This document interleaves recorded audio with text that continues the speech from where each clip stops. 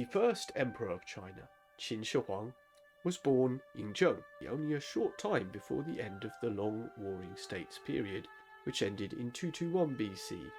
With the unification of the states, he himself was to oversee.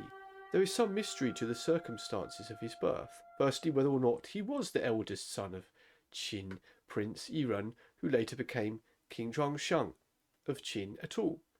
Prince Yiren at that time was residing in the court of Zhao, serving as a hostage to guarantee the armistice between Qin and Zhao. It was upon meeting a concubine of Lu Buwei, a merchant from the state of Wei, that Prince Yiren fell in love and requested Lu Buwei's consent to marry her. She became known as Lady Zhao. Thus, there have always been questions over his true parentage, as is recorded in Sima Qian's records of the Grand Historian. What is without doubt was that he was born in Handan in 259 BC, a kingdom he was to oversee the destruction of in his own lifetime. In 246, King Zhongshan dies, and his 13-year-old son is recalled from foreign territory and sits on the throne. Two people rule through him. Lu Buwei himself acted as prime minister, and one, Lao Ai, a supposed court eunuch of questionable origin, rose to power around him. When Ying Zheng becomes of full age, at the age of 22 in 235 BC, he dealt with several threats. Firstly, there were suspicions around his parentage, which might come back to haunt him. Lao Ai, the court eunuch, had been ennobled as a marquis, and was showered with riches. During a dinner party he was heard bragging about being the young king's stepfather. There was also gossip about this supposed eunuch and his inappropriate relation with Ying Zheng's mother, Lady Zhao. In 238, while King Ying Zheng was travelling to the former capital of Yong, out further west from Shenyang, Lao Ai seized the Queen Mother's seal and mobilized an army in an attempted coup d'etat. The army resisted and killed hundreds of rebels in the capital. After an escape and a bounty being placed on his head, he is killed by being tied to chariots and pulled apart, in an echo of what happened to the reformer Lord Shang hundreds of years before him. Seemingly to see off further questions of his legitimacy, Lu Buwei was sent to Shu, a distant semi-mythical province, that is modern-day Sichuan, whilst the Queen Mother is placed under a house arrest for the rest of her days. With these familial matters now dealt with, Ying Zheng consolidated his power by putting into use the legalist war machine he'd inherited from the reformer Shang Yang and his ancestors. Seeking capable men to support him, King Ying Zheng now identifies Li Se as a capable counsellor. Li Se was yet another talented man of a rival state, this time of Chu in the south, to be recruited by Qin, as Shang Yang was of the state of Wei. Li Se was a disciple of the Confucian scholar Xunzi, with whom he studied the art of rulership.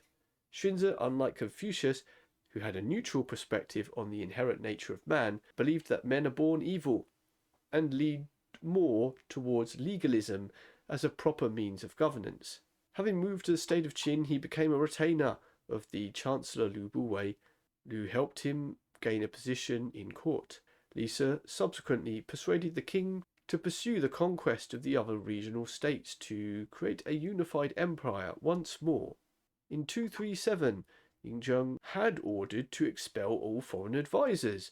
Li Se remonstrated against this decree with the argument that the rulers of the remote western state of Qin since generations had relied on foreign advisors. Ying Zheng accepted this argument. In a daring move now, Qin moves to attack a distant northern state, the state of Yan.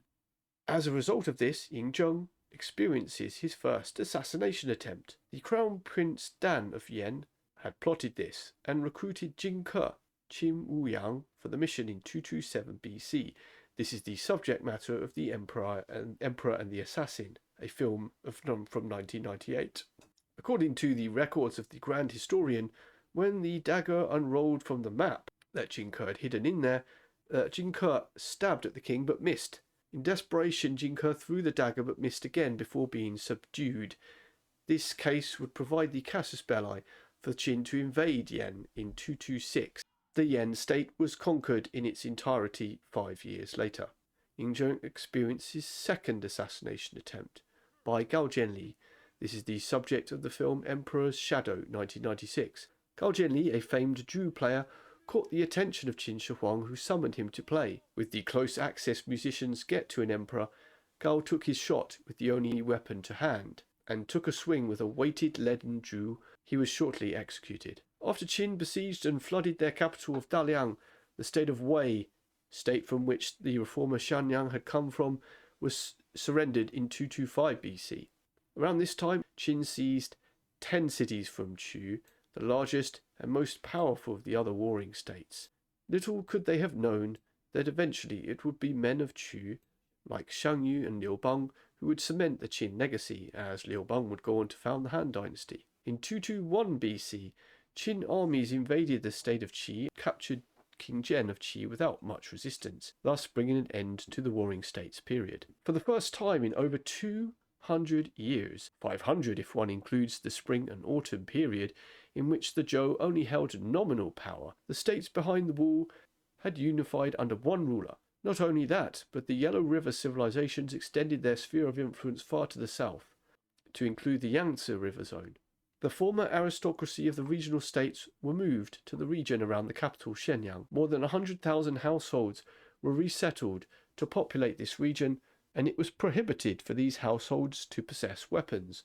All swords and daggers were collected and recast into 12 bronze giants. 12 metal colossi, or Shi'er Jinren, were said to weigh each about 30 tons. Unfortunately, the last of these was destroyed in the 4th century AD. Under the advice of Lisa, King Ying Zheng now adopted a new title, August Ancestor, or Huang. It was intended that his imperial dynasty of the Qin was to be ruled by an endless, numbered generation of emperors. So Qin Shihuang himself took on the title of Shi Huangdi, or First Emperor, or First August Ancestor, and the second would be Shi Huangdi, Second Emperor, and San Shi Huangdi, San meaning third, and so on. They couldn't have imagined that this line would only end at 3.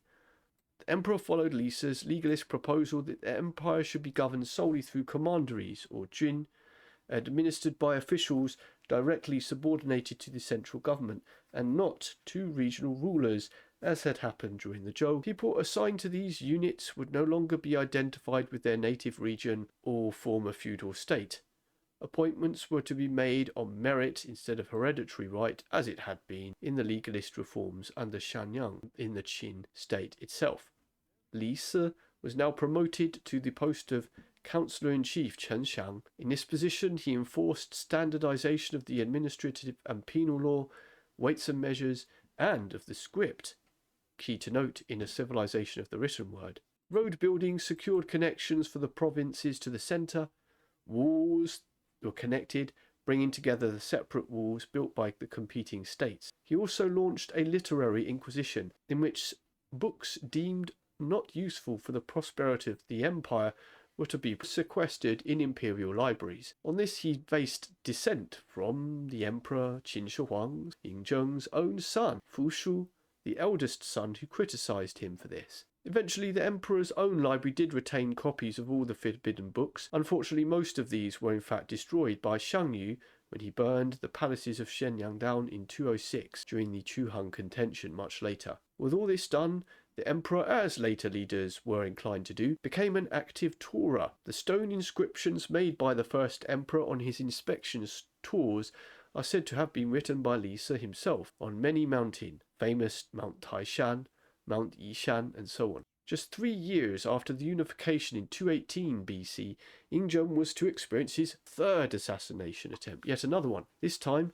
Zhang Yang, a former Han state aristocrat whose country had been conquered, hired a strongman assassin, and building a heavy metal cone weighing around about 97 kilograms, it is said, the two men hid among the bushes along the emperor's tour route over a mountain during his 3rd imperial tour. As they passed by, the assassin supposedly hurled this massive cone at the carriage, destroying it. Unknown to them, the emperor had been in a 2nd carriage and escaped any injury. Zhang Liang escaped and would go on to serve Liu Bang as one of the 3 heroes of the early Han Dynasty, straight after the Qin. Agriculture was seen as the economic basis for the empire, as Shang Yang had argued. Therefore, peasants tilled the soil, paid tax grain, delivered labour, and also staffed the armies of the Qin. Unfortunately, with the state set up to conquer, and having nowhere left to conquer, they put much of this energy into tomb building. This strength would ironically play a part in the downfall of the regime, with the rebellion of Liu Bang experiencing pressure on delivering convict manual labour. This is the very reason he himself rebelled. But also the Qin made copies of the palaces representing the 6 ancient regional states in the capital Shenyang, erected another splendid palace, the Efang Gongyuan. During his later years, Qin Shihuang supposedly became obsessed with extending his life, seeking elixirs of life on his various tours. According to some theories, it is this very fixation which led him to being open to poisoning. In 210 BC, during inspection touring modern-day Shandong in the east, after 2 months of travel from the capital Shenyang, the first emperor Qin Shihuang fell ill and died sometime between July and August, aged 49. He had prepared everything needed for the succession of his oldest son, Prince Fushu, yet the letter Fushu was to be forwarded did not reach him. This is said to be the result of machinations of the powerful eunuch Zhao Gao, the result of which his younger, more placable son Hu Hai was enthroned. He would be known to posterity as Qin Ershi. Unlike Qin Shihuang's own tomb, known to all, built at great expense and effort, Qin Ershi's would be a simple mound, which is now inside modern-day park in central Xi'an. After such an eventful life, it is no wonder filmmakers have sought to depict Ying Zheng on film. He's been depicted as anything from a bloodthirsty lunatic to a stoic pragmatist. But what was the man actually like? This is very hard to tell. What records we have were written by people who had very good reason to slander him. Setting aside personal matters and observing his life from a charitable perspective, it is impossible to ignore that he had more than a good reason for being careful, for being an outlier.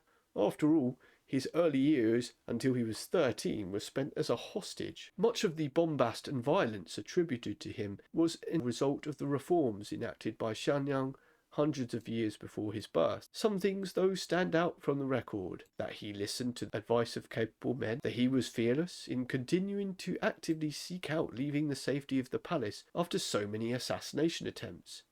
However, he clearly placed his trust in the wrong men towards the end.